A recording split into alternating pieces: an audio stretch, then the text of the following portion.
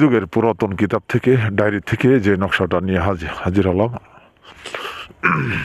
পুরো আদি যুগের আদি যুগের পুরাতন ডায়েরি থেকে এই নকশাটা নিয়ে হাজির হলাম, যে নকশাটা বশীকরণের জন্য খুব পরিচিত এবং খুব কার্যকারী। এখন আপনারা বলতে পারেন যে রানা ভাই, আসলে এটা কি রকম? আপনারা এমনি বলছেন। হ্যাঁ, আদি যুগের পুরাতন, হ্যাঁ আদি যুগের পুরাতন ডায়েরি থেকে যে কিতাবের যে নকশাটা নিয়ে হাজির হলাম, এটা জানি না এটা কোন কিতাব থেকে।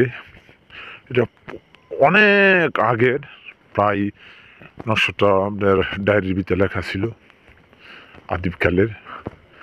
তো এখন বশীকরণের জন্য আপনারা এই নকশাটা সংগ্রহ করতে পারেন। তবে আপনারা কীভাবে করবেন, নাম উল্লেখযুক্ত সব কিছু আছে। সর্বপ্রথম যারা নিয়ে হালালভাবে জায়েজভাবে বশীকরণ করবেন তাদের জন্য বিদ্যাটা। সর্বপ্রথম আপনারা যে নকশাটা আপনারা স্ক্রিনে যে দেখছেন, মেশকো জাফরান কালি নিয়ে, কুমকুম গুছানা নিয়ে, 3টি কালি দিয়ে একটি মেশকো কুমকুম গুছানা এবং জাফরান 3টি দিয়ে একটা কালি তৈরি করবেন। আর কালিটা গুলবেন অবশ্যই দয়ার জল, নাইলে আপনার গোলাপ জল, বুঝবেন। তবে এর আগে একটু বলি, অনেক ভিডিওতে আমি বলছি যে আপনারা জাফরান, আচ্ছা জাফরান কালিতে কী দিয়ে গুলবেন? গোলাপ জল বা দয়ার জল, এটা দিয়ে গুলবেন। বুঝতে পারছেন আপনারা? তো এখন বশীকরণের জন্য খুব সহজ। যা আদিকালে আপনি বলছেন, বহুত আদিকালের আগের যুগের যে পুরাতন কিতাব থেকে আপনারা ডায়েরি থেকে আপনারা বশীকরণের যে ভিডিওটা দিয়েছি, হ্যাঁ দিয়েছি, যে আপনারা কাজ করবেন। প্রথম দুরূদ শরীফ পড়বেন, যেই ইয়ারাদা আপনার ওয়াইনসন বা যে কলমটা আপনারা লিখবেন, কালিটা পড়বেন, 11 বার দুরূদ শরীফ পড়বেন।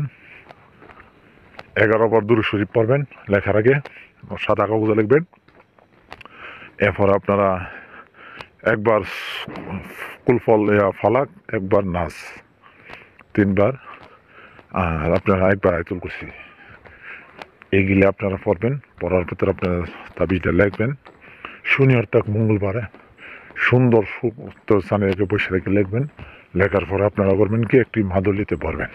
ভরার পরে ওই যে আপনার প্রিয়জন, যে আপনি যাকে পছন্দ করেন, সে আপনাদেরকে এগিয়ে যা বা এড়িয়ে যা, আপনার সাথে সম্পর্ক রাখবে না, ওই ব্যক্তিরে আপনারা কি করবেন, ওই ব্যক্তির আপনার চলাচলের পথের মধ্যে ইয়া করে দিবেন,